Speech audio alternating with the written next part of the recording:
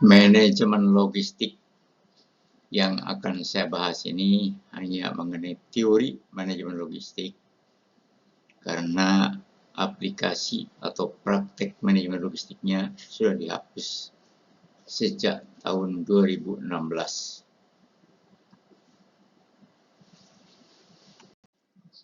Sebelum lebih jauh, saya perkenalkan dulu diri saya.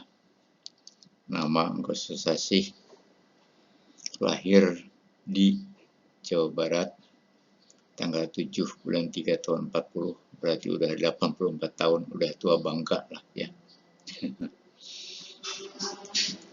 Dulu saya tamat IP tahun 1962.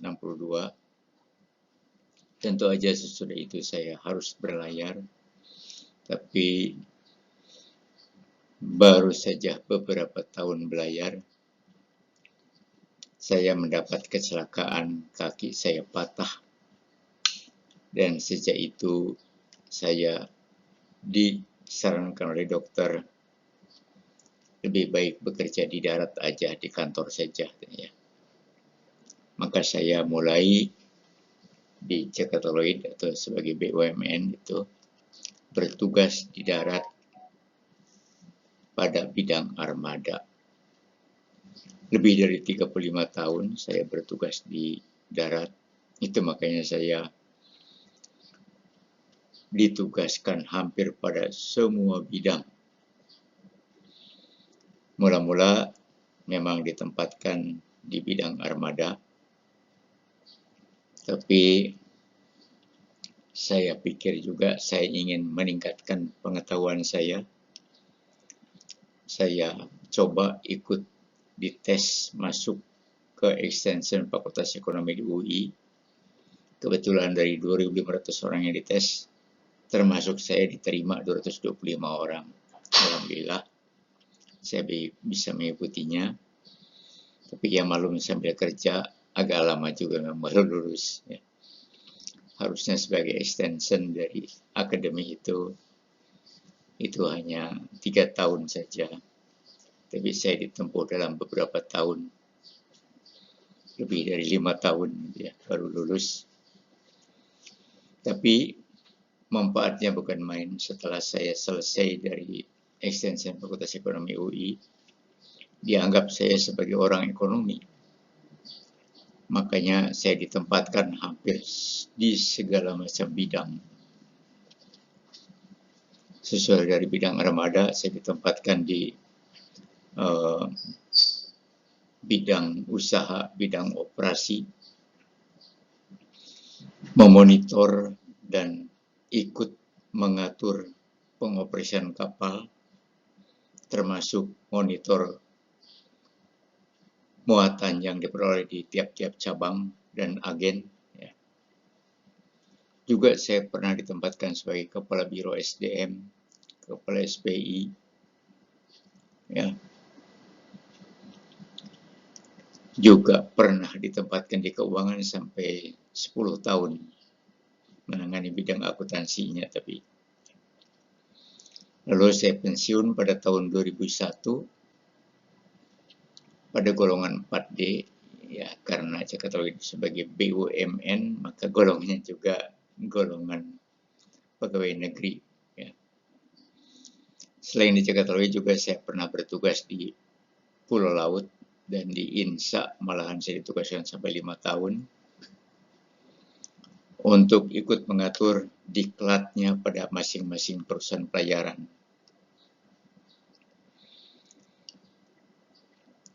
Setelah beberapa tahun saya bertugas di kantor Jakarta Lloyd, ada yang menugaskan untuk saya sebagai dosen. Maka pada tahun 1997 saya mulai sebagai pengajar di ITL Trisakti. Sekarang ITL Trisakti, kalau dulu STMT Trisakti ya. Selain itu juga ada yang menyuruh lagi di Stimar Ami, di IBM, Setia Kampus Ungu, Universitas Tarumanegara, Setia BI, Universitas Dharma Persada, dan bahkan saya pernah juga ditugaskan mengajar pada program S2 di MBIPB. MBIPB maksudnya manajemen bisnis IPB, jadi bukan bidang pertaniannya, tetapi mengadakan diklat bidang perbisnisan, terutama mengenai bisnis transportasi laut. Ya. Kalau di BP3IP saya memang mengajar sejak tahun 78. Waktu itu namanya masih kutip ya. Lalu waktu di Sunter pada tahun 1995 saya ditugaskan mengajar ekonomi pelayaran dan manajemen transportasi, juga manajemen kapal. Tapi pada tahun 2011 ekonomi pelayaran dan manajemen transportasi dihapus menjadi manajemen logistik. Juga pada tahun 2017 aplikasi dari manajemen logistik itu dihapus juga, sehingga hanya ada teori manajemen logistik saja. Juga tahun 2023 saya ditugaskan mengajar pada manajemen kepelabuhanan. Juga di ANT1 yang di STIP saya ditugaskan mengajar tahun 2000 sampai 2016 mengenai ekonomi pelayaran dan manajemen transportasi. Di PP2TL juga saya ditugaskan mengajar manajemen transportasi, asuransi maritim, ekonomi maritim ya. Memang kebanyakan bidang ekonomi karena dianggapnya saya sudah orang ekonomi ya. Tahun 1976 sampai 2012 saya juga pernah ditugaskan sebagai anggota dari Panitia Ujian Negara, lalu dirubah lagi jadi PUP, lalu dirubah lagi jadi DPKP. Tapi tahun 2012 saya tidak lagi di situ karena dianggapnya saya ini terlalu sibuk mengajar di sana-sini. Ya, lebih dari 7 perguruan tinggi memang saya ngajar, tapi ya pada sore harinya gitu ya.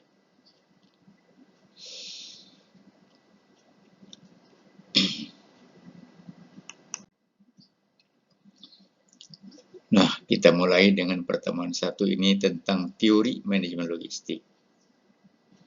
Jadi, memang dulunya teori manajemen logistik ini hanya 19 jam karena ada 45 jam aplikasi manajemen logistik di ANT1 maupun di ATT1. Tapi pada tahun 2016 karena hanya ada teori manajemen logistik aja, di jumlah yang hanya 19 jam itu dirubah menjadi 28 jam pada ANT1 dan di 24 jam pada ATT1.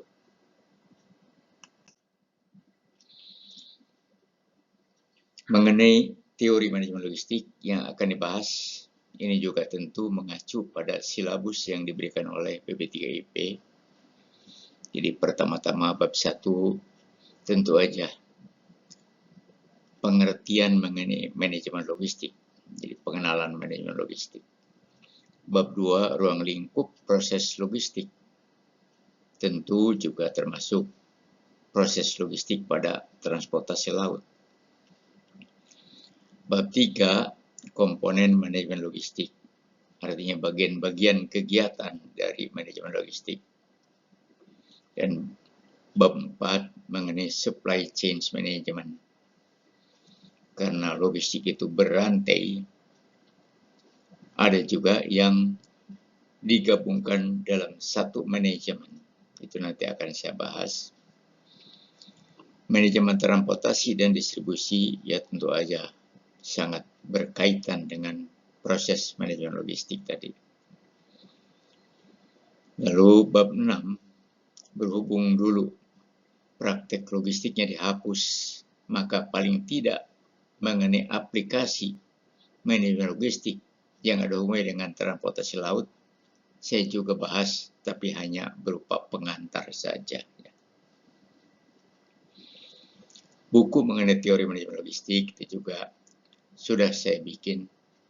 Sekarang ini di BP3IP ada 185 halaman.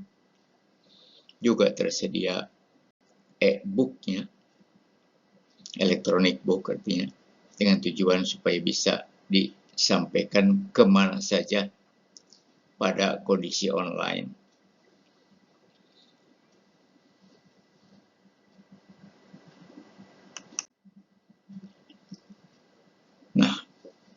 pada saat saya udah pensiun dari Jakartaloid, jalan-jalan ceritanya ke halaman Jakartaloid, terpampang data ini, walaupun belum selesai saya potret ceritanya itu ya, yang menyatakan bahwa shipping line itu memang sebagai logistic service provider.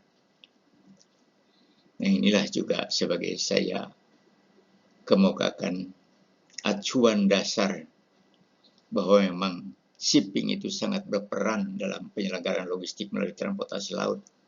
Itu makanya BP3IB juga menganggap perlu dijelaskannya mengenai teori manajemen logistik dan tentu aplikasinya pada shipping juga serupa tentunya dengan petunjuk-petunjuk pada teori manajemen logistik.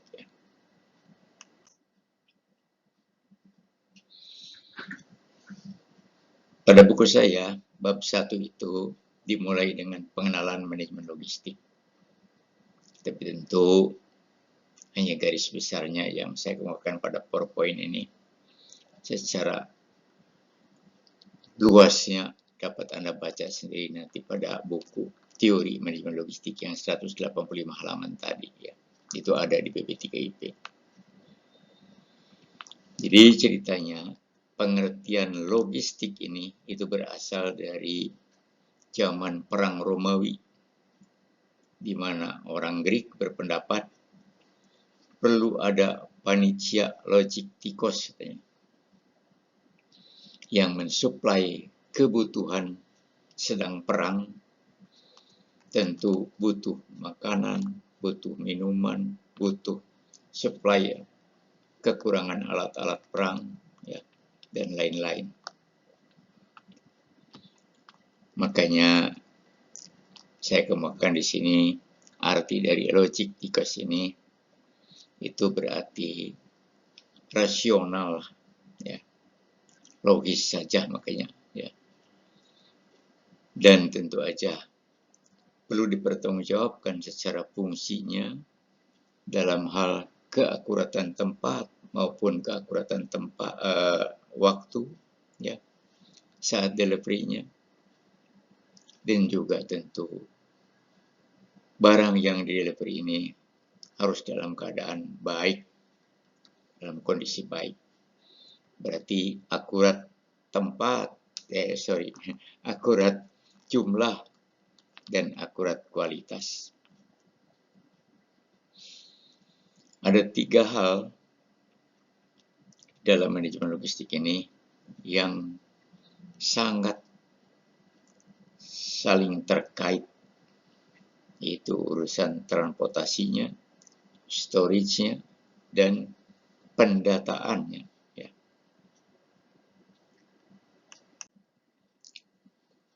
Makanya saya kasih contoh ini pada logistik melalui manufacturing, artinya logistik untuk industri barang. Tentu dimulai dulu membutuhkan bahan baku untuk disuplai ke manufacturing tadi. Yang pasti sebelum diangkut ya harus terdata dulu, inventory dulu. Setelah dari gudang didatakan juga, maka diangkut ke gudang dari manufacturing. Di manufacturing juga tentu didata juga oleh manufacturing, dari bahan baku ini dirubah menjadi barang jadi. Contohnya aja dari karet mentah dirubah menjadi ban mobil. Dan kalau sudah ada hasil industri, contohnya tadi jadi ban mobil, ya tentu harus didatakan dulu untuk dimasukkan dulu ke gudang. Menunggu siapa-siapa yang pesan. Dan kalau sudah ada yang pesan, ya tentu akan diangkut ke masing-masing konsumennya yang pesan tadi. Tapi tentu juga harus terdata. Terdata jumlahnya, jenis barangnya, gitu ya. Melalui shipping juga begitu tentu. Dari mulai shipper, kalau sudah diselesaikan pendataan itu ininya, izin itu ininya, tentu aja akan diangkut ke gudang lini 1 dulu atau kokoneriat kalau muatan dalam peti kemas. Tentu aja selanjutnya akan dikapalkan. Untuk dikapalkan, ya pasti harus didatakan. Oleh PBM aja udah mulai didatakan. Perusahaan bongkar muat maksudnya ya. Dan oleh shipping, kalau sudah dimuat, akan dibawa ke pelabuhan tujuan. Di pelabuhan tujuan tentu akan berhubungan dengan konsaininya. Untuk itu maka pasti oleh shipping juga akan didatakan. Buktinya walaupun konsaini sudah menerima bill of lading, tapi juga perlu DO juga dari pelayaran delivery order. Data juga tentunya ya. Dan kalau sudah ada delivery order juga, data ini diperlukan juga oleh Bea Cukai untuk proses mengeluarkan muatan dari pelabuhan. Dan kalau sudah selesai proses perizinan untuk mengeluarkan dari pelabuhan, tentu akan didatakan dulu untuk dibawa oleh konsaininya. Ya. Jadi selalu ada proses transportasi, penyimpanan, dan ada pendataan.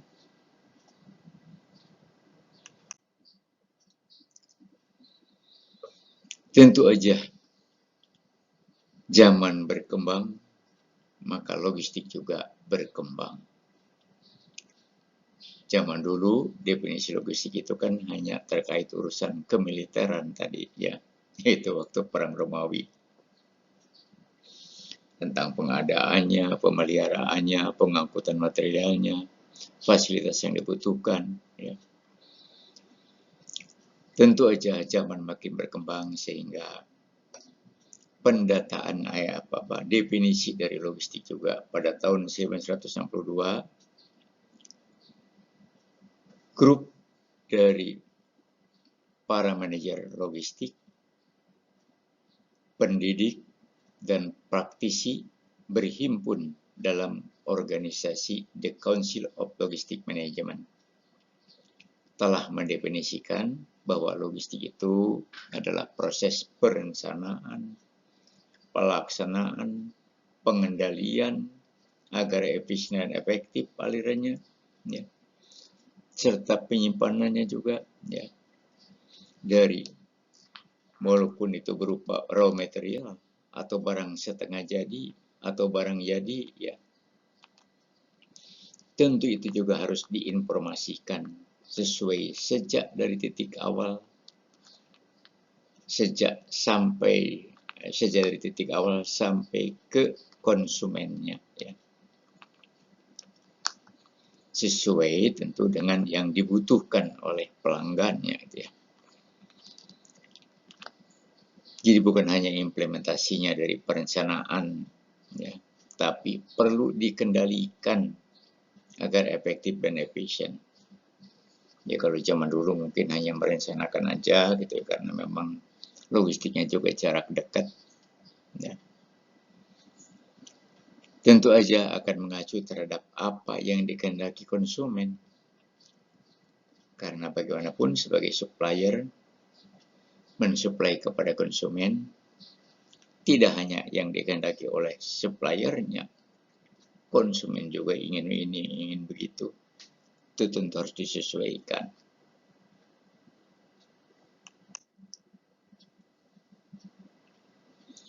Beberapa contoh dari proses logistik, yaitu memenuhi kebutuhan supply. Ya, tadi sudah saya terangkan mengenai perang Romawi. Butuh lagi berperang itu makanan, minuman, fasilitas perang. Tahun 62 sesuai definisi logistik, maka logistik melalui manufacturing tentu supplier mensuplai bahan baku dulu ke manufacturing. Itu berarti inbound logistik. Lalu diproduksi menjadi barang tertentu atau produk tertentu, Dan produk ini juga tentu akan disuplai lagi kepada yang membutuhkannya, para end user. Itu disebut sebagai outbound logistik. Kalau Anda jalan-jalan juga barangkali melihat di truk tertulis kumis logistik. Ya. Itu juga sama. Inbound logistiknya ya berarti para pengirim mengirimkan kepada kumis logistik itu. Lalu oleh kumis logistik setelah cukup satu truk akan outbound logistik dikirimkan kepada masing-masing penerimanya. Ya. Juga pada shipping line juga. Logistik service provider sejak dari shipper sampai dikirim ke konsignee. Sehingga shipper harus membawa dulu ke pelabuhan muat sebagai inbound logistik. Tentu kalau udah ada perizinan itu ininya ya. Dan dikapalkan oleh kapal berarti dilaksanakan produksi jasa angkutan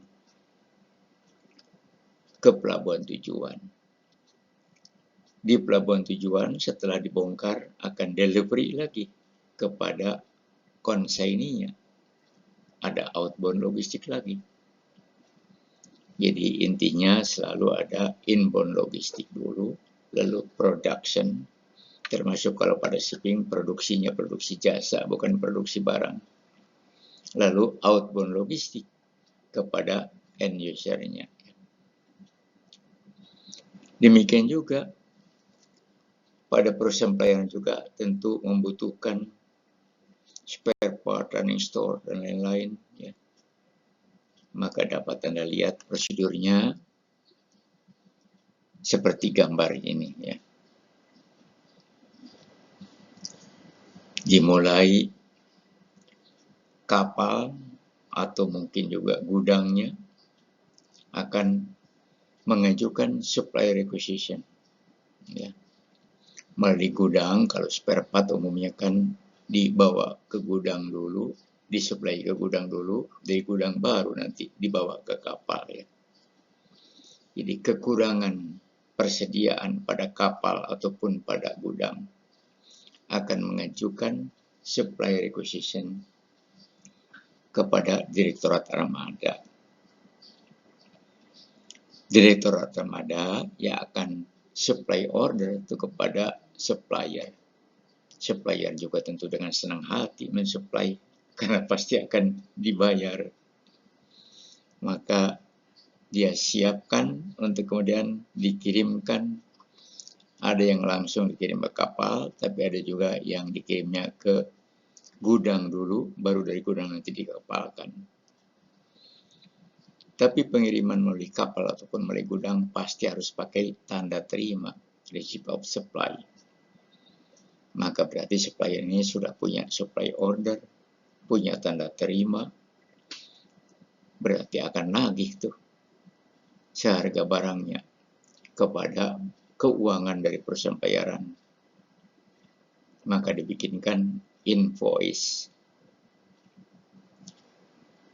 Berarti sekarang keuangan perusahaan pembayaran setelah ditagih harus diperiksa dulu.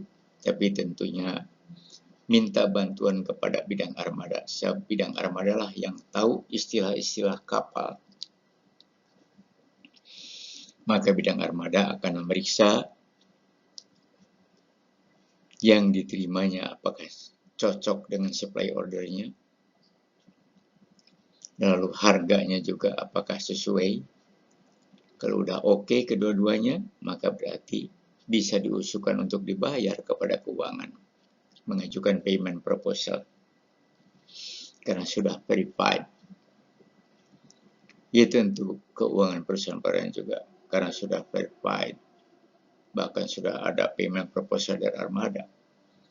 Ya siap aja untuk membayar kepada suppliernya.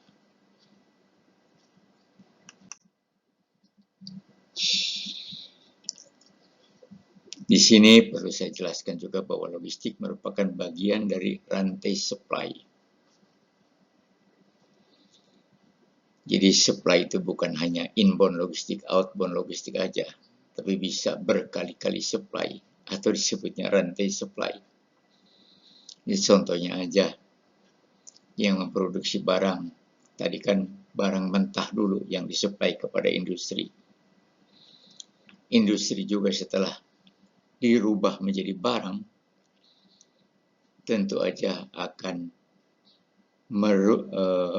logistik lagi kepada pedagang besar misalnya. Dari pedagang besar logistik lagi kepada grosir. Dari grosir logistik lagi kepada retailer atau penyalur. Penyalur juga akan menghubungi para toko-toko, berarti logistik lagi. Dari toko baru tuh logistik lagi kepada pembeli akhirnya, kepada end usernya. Jadi kalau dihitung ini ada 6 kali logistik. Jadi berarti berantai logistik ini. Makanya logistik itu dapat dikatakan sebagai bagian dari rantai supply.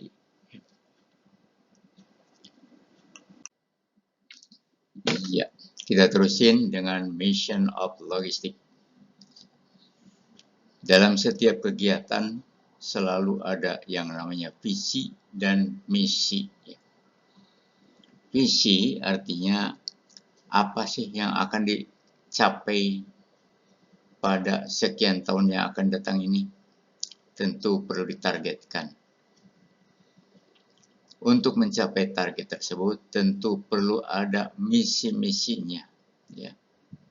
Usaha-usaha apa-apa aja yang harus dilakukannya. Ya.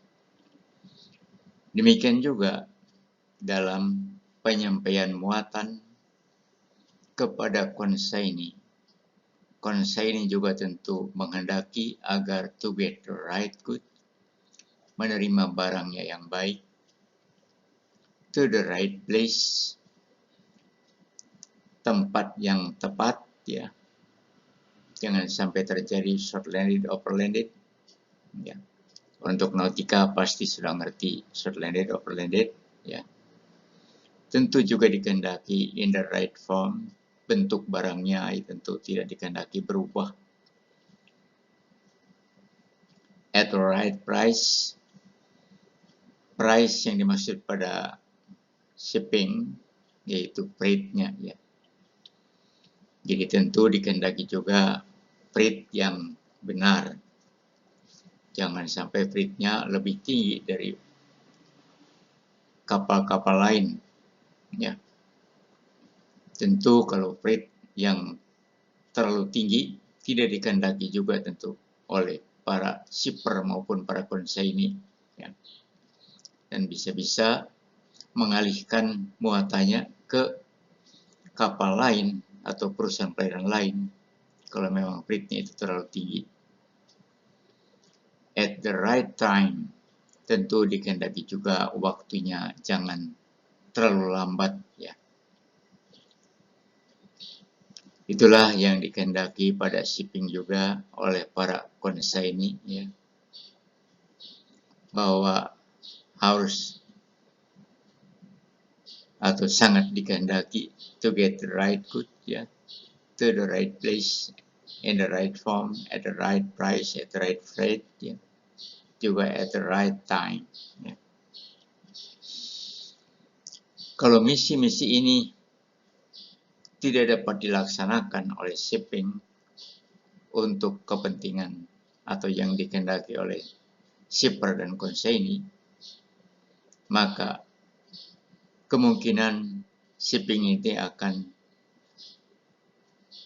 merugi karena dapat muatannya hanya sedikit. Gara-gara para shipper dan konsaini mengapalkan ke kapal lain aja, katanya. Karena sering terjadi barangnya rusak, atau mungkin juga terjadi short-landed, over-landed, atau freight-nya kok lebih tinggi daripada perusahaan pelayaran lain, ya, itu tentu tidak dikehendaki hal tersebut oleh shipper maupun oleh konsaini, ya.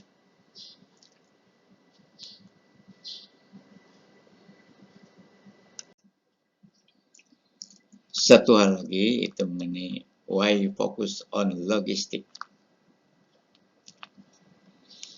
Bank Dunia pernah memberi nasihat perihal logistik di tiap negara. Bagaimanapun tiap negara itu melaksanakan proses ekspor maupun impor.